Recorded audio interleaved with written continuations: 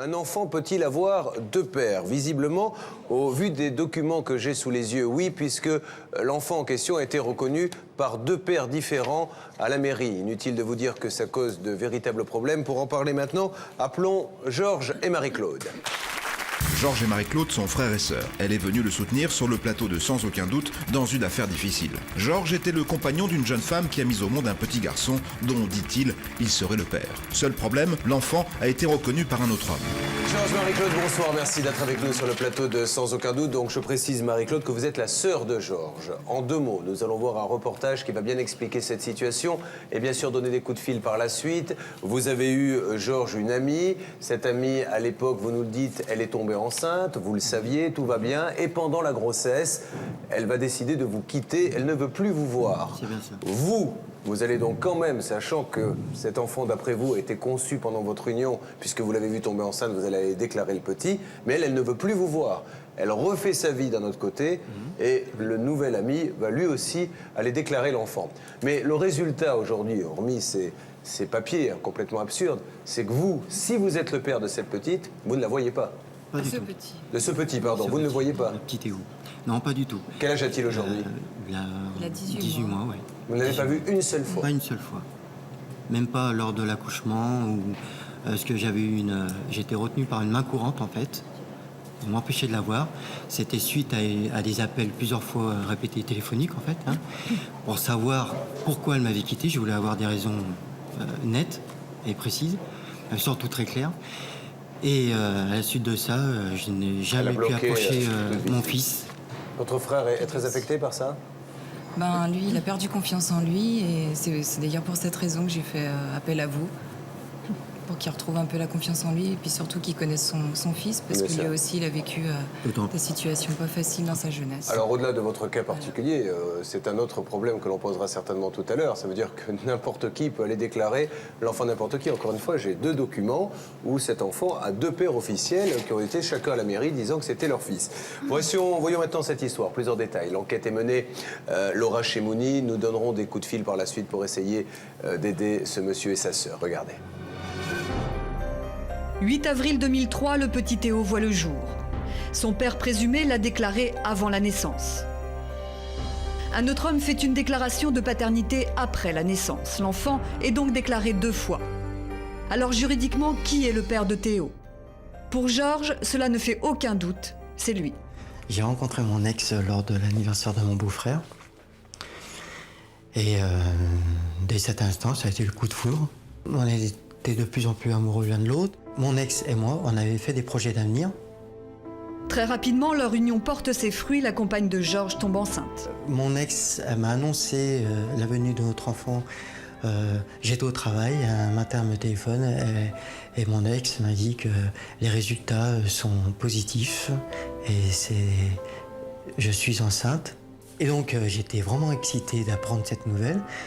J'en ai parlé à tous mes collègues de travail parce que pour moi c'était sans me rendre compte, mais c'était le plus beau cadeau qu'on pouvait faire dans ma vie. Cette nouvelle, censée être merveilleuse, va pourtant tourner au cauchemar.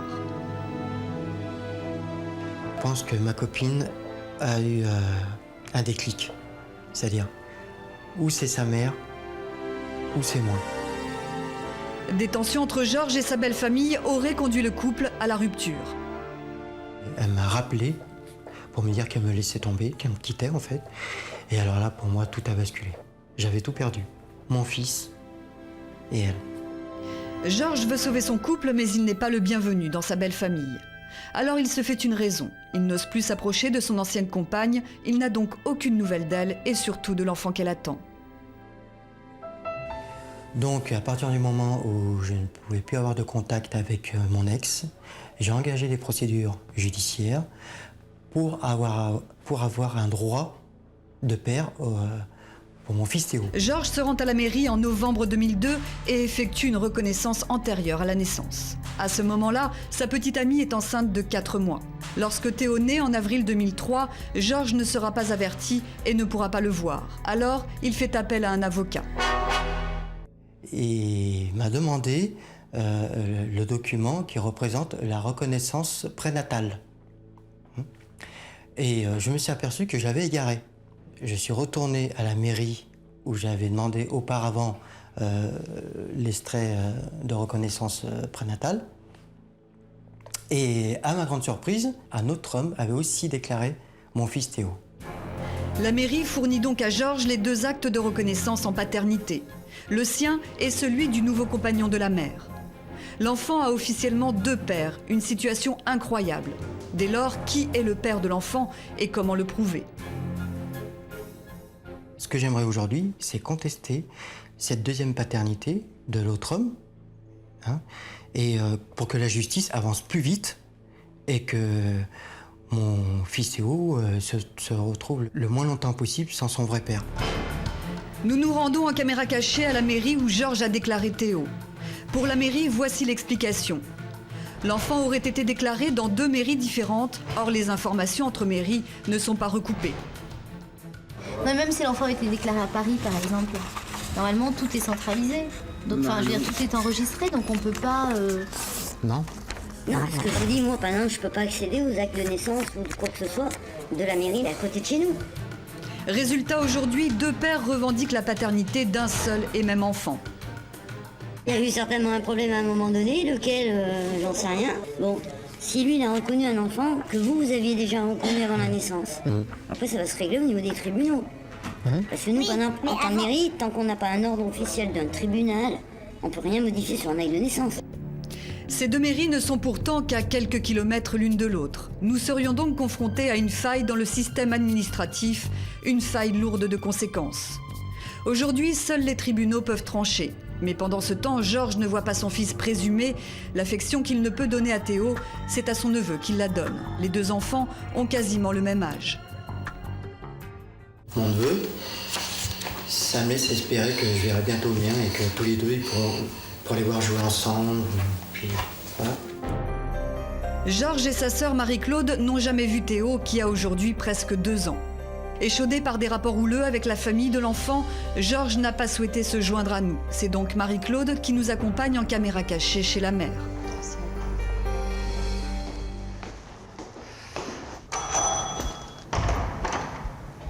Bonjour, Tu veux toujours pas que Georges voie son fils? je veux pas le voir, d'accord? Mais c'est pour Théo. Théo, il voit pas son père. Je te signale que si moi je veux pas qu'il le voie, c'est mon problème.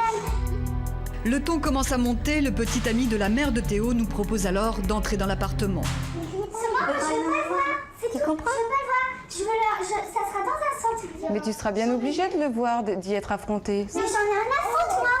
Ça se passe pas. Oui, mais toi, tu veux pas voir Georges, mais du coup, c'est Théo qui voit pas son père. Tout à coup, le petit Théo arrive dans la pièce où nous nous trouvons. Il se dirige directement vers sa tante Marie-Claude, qu'il voit pour la première fois. Il lui tend les bras, elle ne résiste pas. Il le connaît pas, c'est tout. Bah oui, c'est normal. Bah oui, c'est sûr. Il l'a jamais vu. Alors, ça sera de plus en plus difficile, le contact. C'est sûr. La mère de Théo est catégorique, elle ne veut pas que Georges voie son fils. Mais contre toute attente, son petit ami n'est pas du même avis qu'elle. Je dis à moi, ça me pose aucun problème que Georges vienne voir Théo, c'est son fils. Que c'est un droit, qu'il avait droit et... Vous avez bien entendu, l'homme qui a déclaré l'enfant après sa naissance reconnaît que Georges est bien le père. Nous repartons sans avoir pu établir de dialogue avec la mère de Théo. Néanmoins, Marie-Claude a pu voir son neveu et l'embrasser. Elle ne s'y attendait pas et n'arrive pas à retenir son émotion.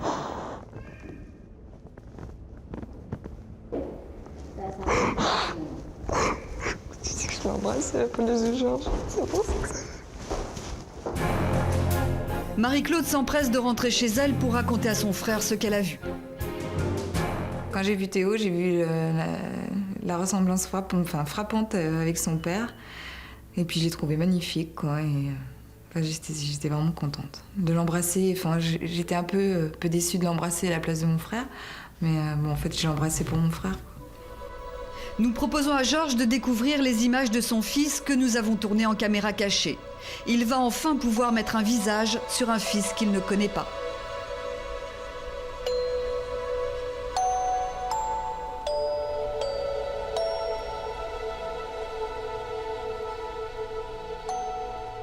C'est la première fois que je vois mon fils, comme ça, aussi beau. C'est mon boutou, et puis Il m'en semble énormément. Et puis je me dis, quand est-ce que je vais pouvoir lui tenir la main? Et ma sœur, quand elle l'a vu, après, par la suite, elle m'a embrassé à son tour. Pour me dire que, tiens, c'est Théo qui t'embrasse. Bon, ben là, c'est tout, c'est pas... Ça se passe de commentaires. Voilà. L'enquête est signée Laura Chemouni pour Sans aucun doute. Qu'attendez-vous aujourd'hui de cette émission, monsieur? Si je suis passé par vous, Julien, par votre émission Sans aucun doute, c'est pour que cette affaire se résout le plus rapidement possible, de façon à ce que Théo se retrouve le moins longtemps possible sans son père, surtout. Voilà. Alors, il y a également un troisième personnage. Il y a la maman, il y a le papa présumé, et puis il y a celui qu'on appellera le deuxième papa. Visiblement, mademoiselle, il semble être quand même, lui, de bonne composition. Oui, il a l'air... C'est vrai on ne sait pas ce qu'on lui a raconté non plus à ce monsieur. Peut-être qu'on lui a dit que l'enfant était abandonné, donc il a été le déclarer, mais il reconnaît humblement qu'il n'est pas le papa. Il est plus ouvert au dialogue que elle. Mais elle prend quand même... Elle vous a quand même dit, clairement, dans cette caméra cachée, qu'il était le père. Oui, oui. Alors, Maître Novakovic, premier point, malheureusement, nous l'avons déjà dit, nous allons le redire, peut-être qu'à un moment ou à un autre, les plus hautes institutions se pencheront sur ce problème, mais n'importe qui peut aller déclarer un enfant dans une mairie. Avant la naissance, n'importe qui, muni d'une pièce d'identité, peut auprès de n'importe quelle mairie déclarer la naissance d'un enfant. Nous allons essayer de donner quelques coups de fil donc maintenant pour essayer d'avancer dans ce dossier. Essayons d'appeler dans un premier temps votre ex, et le but du jeu, encore une fois, n'est pas de lui dicter sa conduite, de simplement, puisqu'elle a semblé dire dans cette caméra cachée, elle l'a même dit, qu'elle savait que c'était vous le père, puisque son compagnon dit « je sais que c'est vous le père », qu'on vous laisse au moins voir votre enfant, et elle continue à faire sa vie, et vous ne l'embêterez pas, et puis c'est tout, ça n'ira pas plus loin. Nous demandons à la régie de faire le numéro. Avec la délicatesse qui s'impose, nous tâchons d'obtenir une explication de la part de la mère de l'enfant quant à savoir qui est vraiment le père. Voilà, simplement, madame, moi j'ai une seule question à vous poser. En quoi ça vous gêne si vous pensez, je dis bien si vous pensez qu'il est vraiment le papa, qu'il vienne le voir un petit peu, son fils? Moi, je suis désolée, il a pris un avocat. Il a jamais voulu payer quoi que ce soit quand j'étais avec lui. Si vous voulez savoir tout, moi je suis désolée, moi il me met pour celle qui est la méchante et tout. Pas du tout, madame. Je suis désolée. Pas du tout, madame. Sachez que... Vous savez, j'étais enceinte, il en avait rien à foutre du gamin, il voulait que j'avorte. D'accord? Ça, il vous le dit pas. Et c'est pour ça que je vous appelle, madame, parce que... Vous savez pas, y a pas que ça. Je suis désolée, il était violent avec moi quand j'étais enceinte. Mais écoute-moi, est-ce que tu crois que je serais passé par une mission sans aucun doute si j'avais été violente avec toi? Mais est-ce que vous avez... Jamais, hein. Mon frère, il a jamais été violent, arrête de dire des bêtises. Est-ce que vous avez porté plainte, madame, contre lui, pour ces violences? Je suis désolée, il a été violent et sa sœur, elle fait rien du tout. Maintenant, il faudrait qu'elle se mêle de ce qu'il la regarde. Mon frère, ça fait 30 ans que je le connais, il a jamais été violent. Marie-Claude, non, tu sais pas. Il faudrait arrêter de dire que c'est maman qui m'a fait quitter Georges. Je sais pas, ma mère, c'est moi qui ai pris la décision. D'accord, Maître Novakovic. Oui, bonjour mademoiselle, je suis Maître Novakovic, je m'occupe beaucoup de droits de la famille. Aujourd'hui, c'est vrai que nous n'étions pas présents au moment des faits, au moment des événements évoqués par vos soins. Vous avez un enfant qui a besoin de son père, et c'est vrai que, quelles que soient vos relations à vous deux, de toute façon, vous n'aurez plus aucun rapport l'un et l'autre. Mais ce qui compte, c'est que cet enfant, votre enfant, ne soit pas privé de son père. Mais dans tous les cas, ça passe en procès. Il y a l'avocat qui s'en charge. Justement... Je sais pas pourquoi vous appelez. Que ça soit passé en procès, que vous parlez après, d'accord? Sur le plateau, alors que la mère nous a dit pourquoi elle ne désirait pas que Georges voie l'enfant, lui, de son côté, fait tout pour calmer son ex-compagne. S'il te plaît, calme-toi, s'il te plaît. Je vais juste te dire quelque chose. Non mais il faut juste... Non mais il faut juste te dire quelque chose. Mais écoute-moi. Tu crois quoi? Je veux pas t'entendre. Mais écoute-moi juste 2 secondes. Non mais je suis fatiguée, j'ai pas besoin de repos. Non mais écoute-moi 2 secondes s'il te plaît. Juste 2 secondes. Bon, madame, voilà, écoutez-moi. Je comprends. Bon, j'ai peur qu'elle ait raccroché. Bon. Là, effectivement, il y a un climat qui est électrique et je ne vois pas comment on va pouvoir rétablir le dialogue avec elle. Donc vous, monsieur, vous niez évidemment... Totalement. J'aurais jamais pris un avocat ni je serais passé par la mission sans aucun doute si j'avais plein de choses à me reprocher. Donc, j'ai pas été violent, pas du tout, du tout. En plus, à l'époque, quand j'ai rencontré Sandrine, elle ne travaillait pas du tout, donc c'est moi qui la prenais en charge. On passait les week-ends ensemble, on allait chez sa maman, chez son beau-père. J'étais bien vu. Au début, j'étais bien vu, c'était une princesse, voilà. Donc, c'est normal de toute façon que je lui payais ce que je voulais lui payer, parce que je l'aimais, et c'était par amour. C'était pas pour l'acheter, c'était par amour. Donc, ensuite, il s'est avéré qu'elle est tombée enceinte, et j'ai jamais dit qu'elle avorte, hein. Jamais de la vie. Hein. Alors, je vous propose maintenant d'essayer d'appeler le monsieur qui vit avec cette dame, car lui me semble avoir un esprit d'ouverture, et peut-être que lui pourra la ramener à la raison, puisque il a reconnu, je crois gentiment, qu'il n'était pas le père et qu'il avait fait cette déclaration à sa demande à elle. Alors, essayons de voir si nous pouvons le joindre. La régie fait maintenant le numéro. Mais l'autre homme, qui a également reconnu l'enfant, est injoignable. En attendant, nous parvenons à entrer en contact avec les parents de la jeune mère. Nous essayons de savoir qui est le père du petit, c'est le sens de notre démarche.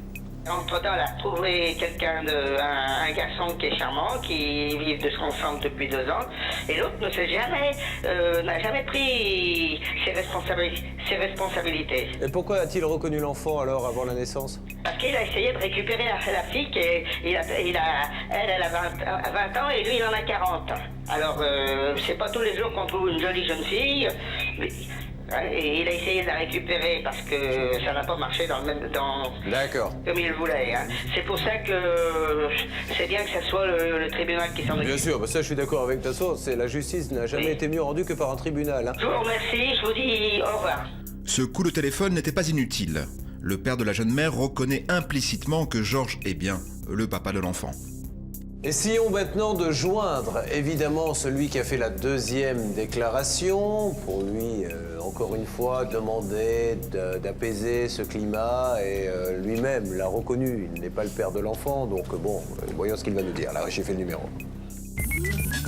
Nous parvenons cette fois à entrer en contact avec l'autre homme, celui qui a également reconnu l'enfant. Je suis Julien Courbet de l'émission Sans aucun doute sur TF1. Oui. Donc nous avons été saisis dans le cadre de l'émission par Georges concernant le petit. Vous savez que sa sœur est venue vous voir récemment, etc. Oui. Donc, est-ce que vous êtes le père du petit, vous, monsieur? Non. Voilà, on est bien d'accord. Vous avez la gentillesse et la franchise de le reconnaître. Aujourd'hui, ce monsieur est le papa et il demande simplement à pouvoir le voir un petit peu en vous laissant tranquille dans votre vie de couple avec cette dame. Il veut surtout pas s'immiscer là-dedans, il veut voir son petit. Est-ce que vous pouvez simplement ramener à la raison cette dame? Vous avez fait quand même une déclaration vous-même, comme quand vous disiez que vous étiez le père. Est-ce qu'on peut apaiser tout ça avant d'aller en justice, de demander des tests ADN et de partir dans une espèce de machine infernale qui va vraiment vous pourrir la vie à tous pendant des mois et des années? Je suis en plein magasin, je peux pas trop en parler maintenant. Donc, si on pouvait... Est-ce qu'on peut se rappeler, monsieur? Entre midi et 2, c'est possible? Vous êtes très gentil, je vous souhaite une bonne matinée, je vous appelle à 12h05.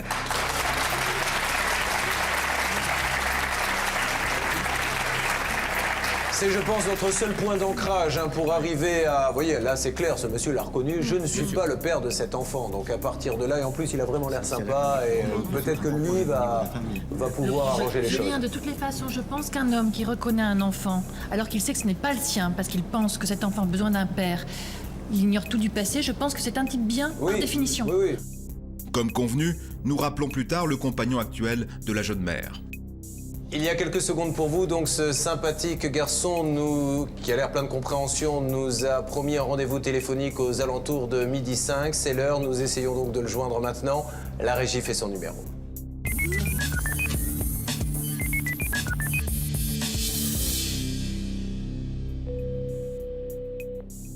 Comment peut-on faire? Comment pouvez-vous raisonner peut-être votre compagne pour qu'elle accepte qu'il y ait de temps en temps un droit de visite pour que ce papa puisse voir son fils? Est-ce que vous, déjà, vous êtes d'accord sur le principe? Allez, moi, ça ne me pose aucun problème à ce qu'il vienne le voir. Mais le problème, c'est que j'en ai en plein procès. Ma femme est enceinte.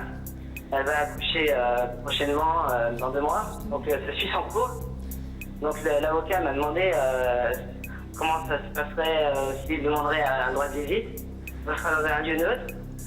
Et pour l'instant, ça suit son cours, si vous voulez. C'est entre les avocats. Monsieur, est-ce qu'on est d'accord pour dire que si on est en plein procès, c'est parce qu'il y a eu 2 déclarations, dont la vôtre? Si vous n'aviez pas déclaré l'enfant, il n'y aurait pas de procès, on est d'accord aussi? Oui, mais il a reconnu l'enfant avant moi, sans que ma femme soit au courant. Et personne n'était au courant. Et quand je l'ai reconnaître à la mairie, l'enfant, d'accord. Ma femme n'était pas au courant. Je suis d'accord avec vous, monsieur, mais est-ce que cela justifie... Pourquoi l'avez-vous reconnu, vous, cet enfant, puisque ce n'est pas le vôtre? Parce qu'on s'est mis en foyer, on s'est mis en appartement, on vit ensemble. Et donc... mais vous saviez que c'était pas votre fils? 3 mois, pardon? Vous saviez que c'était pas votre fils? Mais je savais pas comment on procédait pour reconnaître un enfant. Et je me suis renseigné qu'il aurait dû faire une adoption simple. Et j'ai eu tort de faire une reconnaissance à la mairie. Alors, un mot de Maître Novakovic. Oui, bonjour monsieur. Alors déjà, un premier mot concernant le contentieux relatif à la déclaration de naissance, ma déclaration de reconnaissance. Un père a tout à fait le droit de déclarer un enfant, de reconnaître un enfant avant la naissance. On ne peut pas lui reprocher de ne pas avoir averti la mère, sachant aussi plus qu'il y avait un contentieux entre eux. Ouais, ça, c'est un premier point. Il faut nous avertir pour que j'évite de reconnaître. Mais attendez, comment un père peut-il... Pardonnez-moi monsieur, mais... Comment pouvez-vous imaginer, mettez-vous à la place d'un père, comment est-ce qu'il aurait pu imaginer et anticiper le fait que quelqu'un d'autre aurait reconnu son propre enfant? Mettez-vous à sa place, vous êtes vous-même père d'un enfant. Vous êtes vous-même le père d'un enfant, d'accord? Un futur enfant qui va naître bientôt. Oui. Si, comment est-ce que vous imaginez qu'un autre père fasse la même chose que vous, à la naissance? J'ai pas reconnu avant la naissance, j'ai reconnu après la naissance. Oui. D'accord, mais j'ai voulu l'assumer, c'est moi qui mes chers monsieur, oui, mes chers monsieur, sachez que... J'ai coupé le cordon ombilical. Oui. Et donc j'ai considéré comme mon fils. Je veux pas lui empêcher de voir son vrai père. Si j'ai envie de voir son vrai père, je lui donnerai le droit.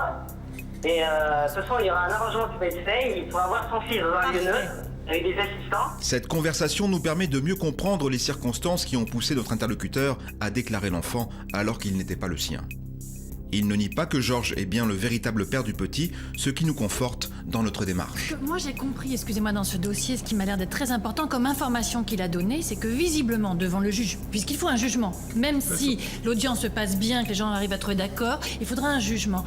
On a l'impression que devant le juge, la paternité de Georges sera admise et qu'on cherchera à organiser un droit de visite qui ne sera pas contesté, qui ne sera pas refusé. Moi, c'est ce que j'ai compris. C'est lui qui a parlé de milieu neutre. C'est pas nous pour faire un droit de visite. C'est lui qui a parlé de mesures pour arranger ces entrevues. C'est pas nous qui les avons évoquées. Donc, c'est quand même un message d'espoir que je vous donne, que moi j'ai ressenti. On va essayer de se faire confirmer, mais j'ai l'impression que c'est moins contentieux que ce que l'on a pensé au départ. Nous allons demander maintenant à Maître Novakovic de téléphoner, mais hors antenne, bien sûr, à l'avocat de l'enfant, car dans ce genre de situation, la justice estime que l'enfant n'a pas forcément les mêmes intérêts que sa mère ou les mêmes intérêts que son père, donc on lui alloue un avocat d'office pour essayer peut-être d'avoir plus d'informations. Donc Sylvie, je vous propose d'aller téléphoner maintenant à l'avocat et venir nous dire si vous avez réussi à avoir un dialogue. A tout de suite, Sylvie, merci. Pour tirer au clair la situation, nous savons, comme vient de le dire Julien Courbet, que l'enfant a un avocat. Il est le seul habilité à défendre ses intérêts. Sylvie Novakovic le contacte pour connaître sa position et éventuellement lui délivrer de nouvelles informations. Il y a quelques instants, vous l'avez noté, Maître Novakovic est allé téléphoner hors antenne à son confrère, l'avocat du petit garçon. Rappelons Sylvie sur le plateau de Sans aucun doute pour savoir ce qui s'est dit. Sylvie vient nous rejoindre.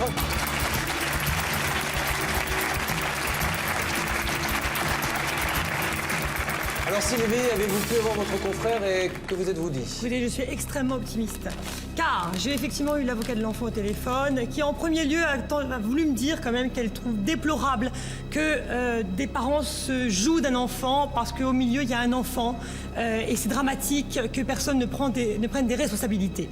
En second lieu, elle m'a indiqué qu'elle n'avait pas de preuves aujourd'hui. Aujourd'hui, personne officiellement n'a indiqué qui était le vrai père. En d'autres termes, personne n'a pris position. En ce qui concerne le père qui a reconnu l'enfant, il n'a jamais indiqué qu'il n'était pas le père. C'est un élément extrêmement important, donc j'ai attiré son attention sur le fait qu'il y avait un reportage édifiant, également des propos tenus qui justifiaient qu'il était bien le faux père et que le vrai père était bien Georges. Et c'est la raison pour laquelle elle m'indiquait qu'à réception de reportage, à réception effectivement du film qui prouve qu'il est bien le père et que l'autre père surtout a reconnu qu'il n'était pas le père, elle tenterait effectivement un accord amiable entre les parents, elle essaierait de les réunir pour faire en sorte qu'enfin cet enfant puisse revoir son vrai père. Donc du coup, le calendrier est beaucoup moins... Alors, non seulement il est réduit ce calendrier, mais au surplus, elle indique qu'il est conseillé également au vrai père de faire des conclusions complémentaires, de déposer des conclusions qui préciseront qu'il souhaite d'ores et déjà, eu égard aux éléments nouveaux apportés, qu'il soit aussi d'ores et déjà un droit de visite. Et c'est fondamental. Bon, ce qui veut dire, et vous l'avez bien compris, que maintenant l'avocat avait un doute, puisque lui ne se base que sur des preuves tangibles. Maintenant que tout le monde a quand même reconnu que le deuxième père ne l'était pas, eh bien cet avocat va très rapidement réunir tout le monde et d'accord, pas d'accord, s'il se forge une conviction au vu de ce qu'on va lui montrer et lui faire entendre, il va organiser un droit de visite ultra rapidement. Voilà la nouvelle déjà que l'on voulait vous annoncer ce soir. Alors, je voulais avoir votre réaction. Vous, est-ce que vous semblez avoir une petite lueur d'espoir? Vous voyez mon visage, hein. Ouais. Et ah oui, je suis ravi. Mademoiselle, votre réaction? Moi, je suis heureuse. J'avais peur en un moment de la situation, de comment elle évoluait. Puis là, c'est une bonne nouvelle, quoi. Enfin, de toute façon, je serai jusqu'au bout. Oui, je me doute. Mais là, sûr. heureusement que nous avons maintenant, pour la clarté de ce dossier, des gens qui reconnaissent vraiment que, en tout cas, le deuxième n'est pas le père. Donc, eh bien, écoutez, on va attendre patiemment. Peut-être que nos téléspectateurs vont avoir très très rapidement la bonne nouvelle, mais sachez que nous, en tout cas, les éléments que nous avons partent immédiatement chez cet avocat pour que vous puissiez avoir encore plus rapidement ce droit de visite. En tout cas, je vous remercie beaucoup, Julien, et toute votre équipe. C'est vrai, vous êtes vraiment des gens formidables. C'est très gentil. Mais c'est vrai, ça vient du fond du cœur. Merci. Allez, on vous raccompagne. Merci mille fois de nous avoir fait confiance. Nous allons suivre de très près l'évolution de ce dossier. Nous vous tiendrons informés de la situation de Georges. Je ne m'attendais pas à vivre une aussi belle journée. Je remercie toute l'équipe de Sans aucun doute, les journalistes, les avocats, Julien Courbet.